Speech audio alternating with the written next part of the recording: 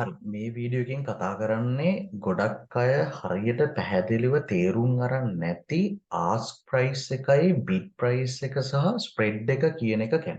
හරිද? මේක තේරෙන සිංහලෙන් ඔයගලන්ට කියලා දෙන්නම්. මොකද්ද මේ ස්ප්‍රෙඩ් එක කියන්නේ? මොකද්ද ආස්ක් ප්‍රයිස් එක කියන්නේ? මොකද්ද බිඩ් ප්‍රයිස් එක කියන්නේ? එක්සැම්පල් එකක් එක්කම. හරිද? මේක ForeX ට්‍රේඩ් කරත් ඔයා, ක්‍රිප්ටෝ ට්‍රේඩ් කරත් ඔයා, එහෙම නැත්නම් ස්ටොක් එකක් ට්‍රේඩ් කරත්, ඉන්ඩෙක්ස් chart එක ට්‍රේඩ් කරත්, එහෙම නැත්නම් අපි කියන බයිනරි වල තියෙන volatility හරි මොනවා හරි whatever මොනවා ට්‍රේඩ් කරත් ඔයාට මේක අනිවාර්යෙන් ඕන වෙනවා. හරි. ඒතර මුලින්ම බලමු ආස්ක් ප්‍රයිස් එක කියන්නේ සහ බිඩ් ප්‍රයිස් එක කියන්නේ මොකක්ද කියලා. මම ඒක පැහැදිලි කරන්න අපිට හුරු පුරුදු කරන්සි එකක් ගන්නවා. ඒ තමයි අපේ ලංකාවේ කරන්සි එක. ඒ තමයි USD LKR. එතකොට ඔයගලන්ට පේනවා ඇති මම මේ ඕපන් කරන් ඉන්නේ ඩේලි chart එක US ඩොලර් ශ්‍රී ලංකන් රුපියල්.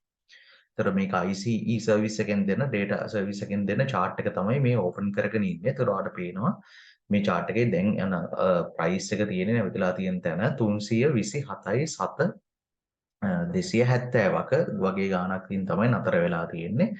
එතකොට මම මේ ආස් ප්‍රයිස් එකයි බිඩ් ප්‍රයිස් එකයි කියන එක පැහැදිලි කරන්න. ඒතර දැන් මේ chart එක දිහා බැලුවාම පේනවනේ මේ දවසේ මේ chart එක නතර වෙලා තියෙන දවසේ ඔයාට US ඩොලර් එකක් ගන්න ශ්‍රී ලංකන් රුපියල් වලින් 327ක් ඕන වෙනවා. හරිද? 327ක්. මේක හොඳට තේරුම් ගන්න.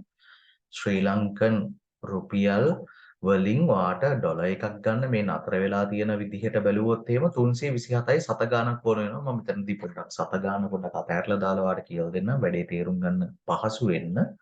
අර 327ක් ඕන වෙනවා. ඒ කියන්නේ වාට US ඩොලර් එකක් ගන්න රුපියල් දීලා බැංකුවට ගිහිල්ලා රුපියල් දීලා 327ක් ඕන වෙනවා කියන එක තමයි මේ සරල chart එකේ තේරුම. නමුත් ඔයා ගිහිල්ලා හිතන්න ඒ දවසේ බැංකුවට ගිහිල්ලා ඔයා රුපියල් 327ක් දීලා හිතන්න මොකක් හරි X කියලා බැංකුවකට ගිහිල්ලා ලංකාවේ තියෙන X කියන බැංකුවකට ගිහිල්ලා ඔයා රුපියල් 327ක් දීලා ඔයාට US ඩොලර් එකක් දෙන්න කිව්වොත් ඉල්ලුවොත් රික්වෙස්ට් කරොත් ඔයාට රුපියල් 327ට US ඩොලර් එකක් හම්බ වෙයිද නැද්ද? ඇත්තම කාරණාව ඔයාට රුපියල් 27ට US ඩොලර් එකක් හම්බ වෙන්නේ නැහැ. හරිද?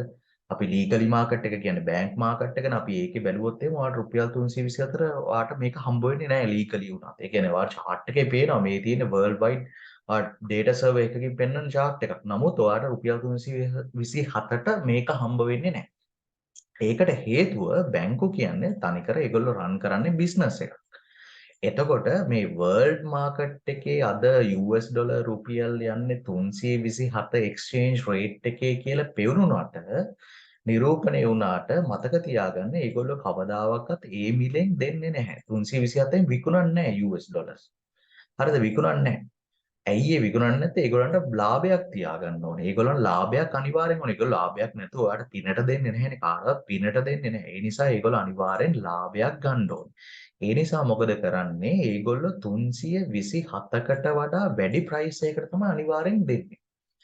ඒතර 327කට වඩා වැඩි ප්‍රයිස් එකක් කියලා කියන අපි එක්සැම්පල් එකක් විතර හිතමු ලේසින් ගන්න හදාගන්නත් එක 300 X කියන බැංක් එකට ගියාම ඔයාට කියනවා 327 කියන්නේ වර්ල්ඩ් එක්ස්චේන්ජ් රේට් එක. නමුත් අපේ බැංක් රේට් එක අද දවසේ ඒගොල්ලෝ තීරණය කරනවා 337යි කියලා. මම එක්සැම්පල් එකක් කියන්නේ. එතකොට ඔයාට ඩොලර් එකක් ගන්න නම් වර්ල්ඩ් එක්ස්චේන්ජ් රේට් එකේ 327 තිබුණාට ඒ බැංකුවට ගියාට පස්සේ ඔයාට හම්බෙන්නේ 337යි.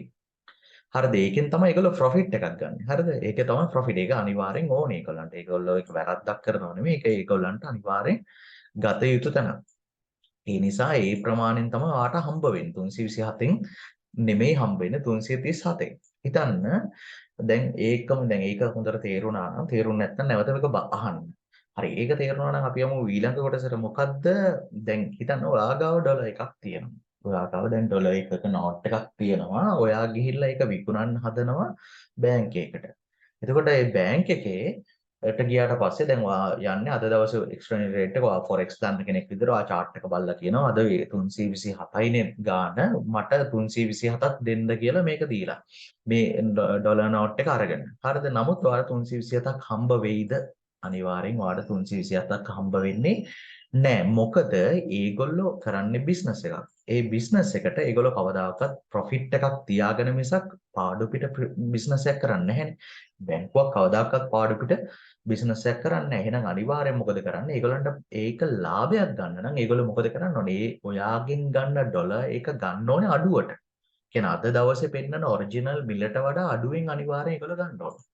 අන්න ඒ මිල තමයි අපි සාමාන්‍යයෙන් මම එක්සැම්පල් එකක් විදිහට කියන්නම්. එතකොට ඒකේ උත්තරේ අපි හිතමු 300 ඒගොල්ලෝ ගත්තේ 317න් කියලා. හරියටම 10කින් නෙමෙයි. ඒක එක එක බැංකුව අනුව වෙනස් වෙනවා. හරිද?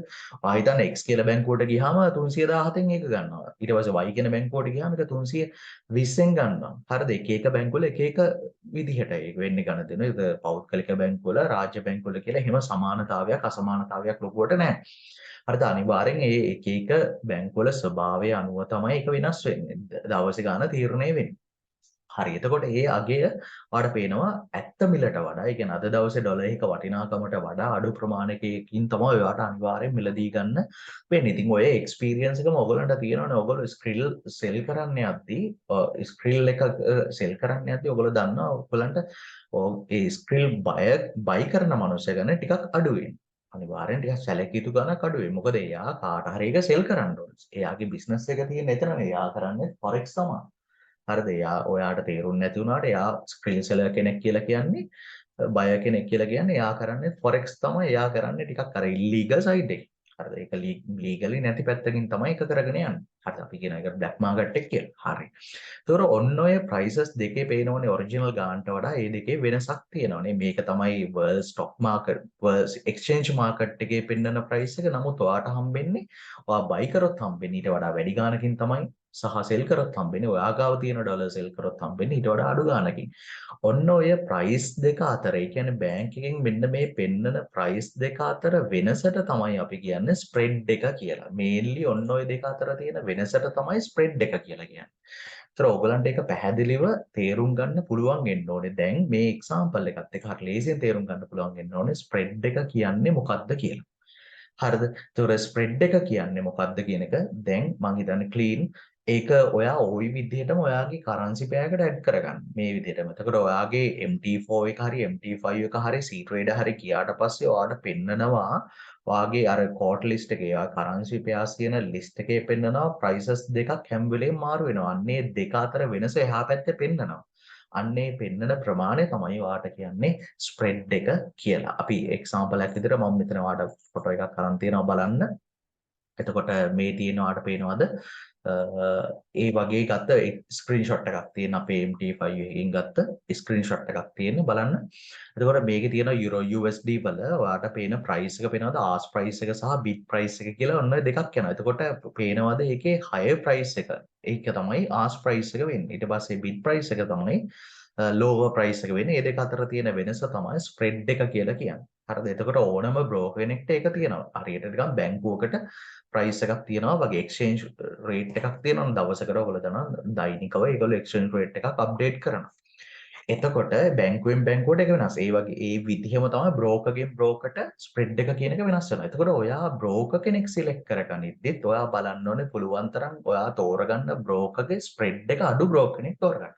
ඒතර ඔයා පුළුවන් තරම් තෝරගන්න බ්‍රෝකර් ස්ප්‍රෙඩ් එක අඩු නහම ඔයාට වාසි. හරිද? ඒක ගැනත් මම වෙනම වීඩියෝ එකක් කරන්නම්. ඒ කොහොමද අපිට ස්ප්‍රෙඩ් එක අඩු එකක් ගන්න එකේ තියෙන වාසිය සහ ස්ප්‍රෙඩ් එක වැඩි එකක් ගන්න කෙනාගේ තියෙන වැඩි ස්ප්‍රෙඩ් දෙන කෙනාගේ තියෙන විශේෂත්වය මොනවද කියලා මම පැහැදිලි කරන්නම් වෙන වීඩියෝ එකකින්. නමුත් මෙතනදී මට පැහැදිලි කරන්න ඕනේ ඔයගලන්ට ආස් ප්‍රයිස් එක කියන්නේ මොකද්ද සහ බිඩ් ප්‍රයිස් එක කියන්නේ මොකද්ද සහ ස්ප්‍රෙඩ් එක කියන එක හරි සරල තේරෙන සිංහලෙන්. ඒතර ඔයගලන්ට පුළුවන් අපේ Telegram channel වල links තියෙනවා.